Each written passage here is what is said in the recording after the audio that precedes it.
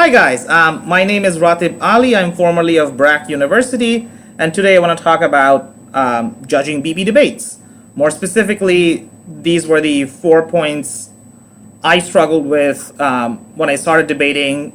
Some of these points I kind of still struggle with these days, so I just want to point out to you and to myself some of the common mistakes that we tend to make when we judge a debate. First thing is role fulfillment. Oftentimes we put a lot of stock in whether a team fulfills their specific responsibility or not. Namely, did they refute the first argument from the other team? Did the Prime Minister have a model? Did the extension speaker have a positive argument?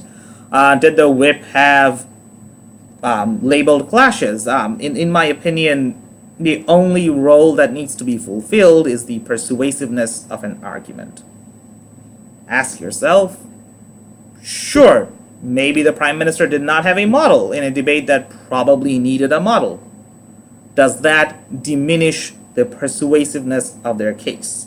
Sometimes the answer is going to be yes, and you penalize them. Other times the answer is going to be no, and you should exercise discretion in making those decisions on a case-by-case basis. Instead of having like a checklist of whether this team fulfills their roles, and if they don't, they automatically have their points docked. Maybe sometimes the best argument from a team comes from their second speaker. Ask yourself, does that diminish the persuasiveness of their argument or their case? Sometimes yes, again, sometimes no. Sometimes the op whip brings out a brand new analysis. Ask yourself, does that diminish the persuasiveness of that argument? Yes, at all times it does. Because if the op whip is bringing out an argument in their, a new argument in their speech, it does not allow the other team to respond to it, and the inability of other teams to respond to an argument diminishes the persuasiveness of it. That's why the op whip should not bring out a new argument. Not because there exists a checklist, but because the existence of an argument from the op whip diminishes the persuasiveness of their overall case. The second point that I want to highlight today is this discussion on process versus conclusion. Oftentimes, we'll have arguments that, multiple arguments arriving at the same conclusion, but using different processes or logical links. This is true. This is more true on the government bench because they both want to arrive at the same conclusion. Sometimes teams on opposite benches might arrive at the same conclusion, like saying this will be better for the economy, and they both arrive at the same conclusion, at which point we want to look at what are the logical links that exist in building those arguments. So let's say the argumentation, the motion advocates for building a border wall between the US and Mexico. The government team, both the opening and the closing governments, argue that this wall will reduce illegal immigration. The opening team says this wall is going to physically prevent people from coming in and therefore reduce illegal immigration. The closing team instead says the existence of the wall and the political rhetoric surrounding the wall signals to to potential unlawful entrants that the United States is serious about cutting down on illegal immigration, and therefore it discourages people from crossing the wall, and that reduces illegal immigration. Note that they both arrive at the same conclusion, but they have different logical links or different processes or means at arriving at the same end or conclusion. Because they're arriving at the same conclusion doesn't mean that the closing team is piggybacking off the opening or they are being derivative. We need to look at what the logical link or the process at arriving at that conclusion is, and we need to evaluate the merit of those logical links. An argument is, assertion, reasoning, evidence. If both teams arrive at the same end or conclusion using different reasonings, we need to evaluate each of those reasonings at their own merit. And in other cases, you will find that both teams on the opening and closing might be using the same logical links to arrive at different conclusions. If that is the case, we need to consider which conclusion is more impactful or relevant in this debate. Which brings me to the third point I want to discuss today, which is the relevance of the argument. Whether this argument matters in this debate, should we care about this argument? Is the action being proposed or suggested the objective of the actor or the objective of the motion? So, for instance, the motion is about President Trump having that travel ban which bans certain Muslims from entering the United States. Maybe one argument from the government bench says, yes, they should ban Muslims from coming in because then these Muslims can stay back in their countries, which are often war-torn or prone to problems, and they should stay back in their country and develop this country, and therefore this is a good policy. As a judge, we are empowered to ask ourselves, is that the purpose of the policy? Is that the purpose of President Trump? Is that the objective of President Trump? If it is, then is it the best way to achieve that outcome? And if it isn't, do we really care about this conclusion that this team is harping on? I understand that a bulk of this criticism should be coming from the opposite team, but as judges, we are empowered to investigate these questions about the relevance of the argument by simply asking, is it the actor's responsibility?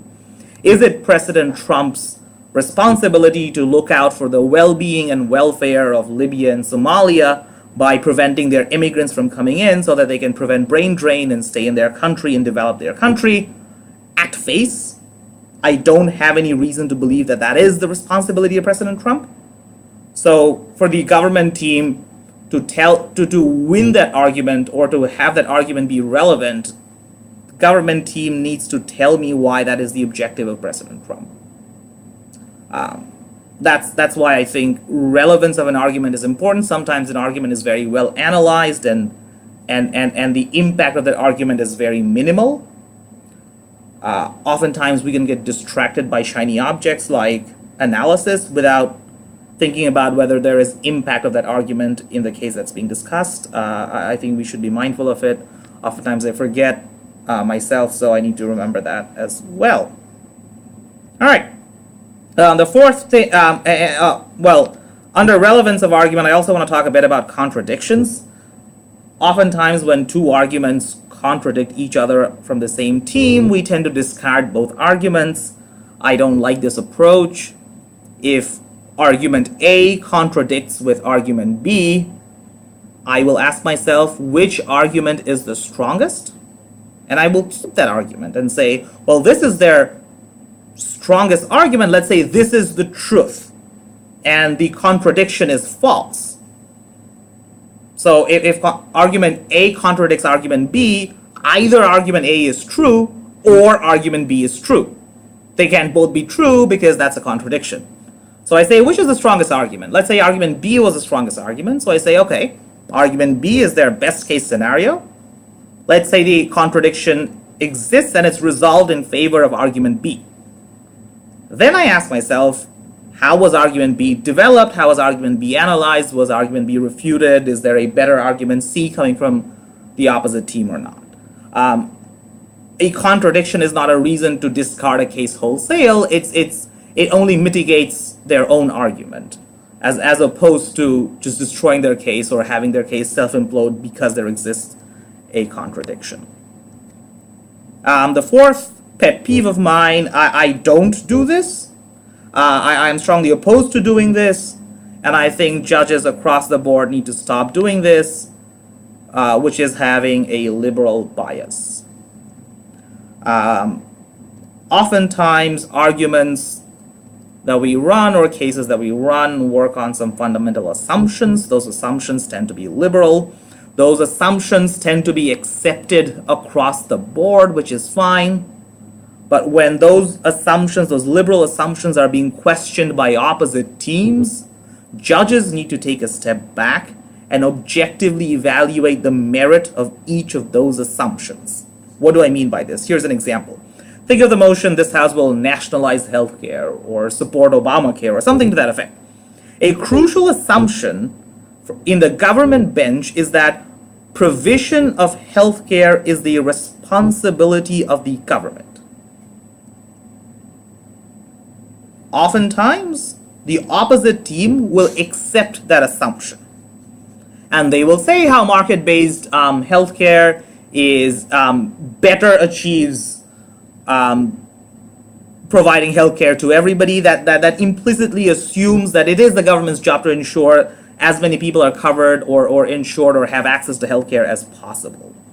And that's what the current American Healthcare Act being proposed by the Republican establishment does. It assumes that the government's job is to ensure that every American or most Americans have access to healthcare. Conversely, an opposite team, or in this case, Republican conservatives, can easily argue that it is not the government's responsibility to provide healthcare, period. If that is the line of argumentation being run by the opposite team, the judges need to evaluate the merit of the assumption coming from the government bench, as well as the challenge coming from the opposition team. Maybe the opposition team does a good job or a very good job at explaining to me why the government's role is not to provide access to healthcare to everybody. And if that happens, even though I personally disagree with that assumption, if that assumption or if that argument is decently analyzed by the opposite team, they should win that debate. The debate, judging a debate is not judging which argument is right or wrong. It is simply to judge it's simply to judge which argument is more persuasive in the realm of that specific debate. Just because the opposite team wins on this House will nationalize healthcare does not mean that healthcare should not be nationalized. It just means that in that debate, the opposite team was more persuasive. The liberal argument does not always have to win. The most liberal argument is not the winning argument. Each argument comes with a set of implicit assumptions. If the other team accepts those assumptions, that's fine. If the opposite team does not accept those assumptions, we need to evaluate the merit of the assumption as well. Just because the government asserts that healthcare is the responsibility of the government, it is insufficient as a conclusive assumption if the other team questions it. If the other team questions whether the government should ensure access to healthcare, it is the government's job, or it is the government bench's job, it is the proposition bench's job to explain the validity of that assumption by giving some philosophical argument on why it is the government's responsibility to provide healthcare. So to conclude, liberal bias is bad. Don't have it, at least when you judge it. All right, so that's the end of my ramble. I hope this ramble helps some of us. I'll try to remember some of these points myself. It was very nice talking to. It was nice. It was nice. Thank you for listening to me. If you like my I don't know what I'm doing. All right, guys. Bye.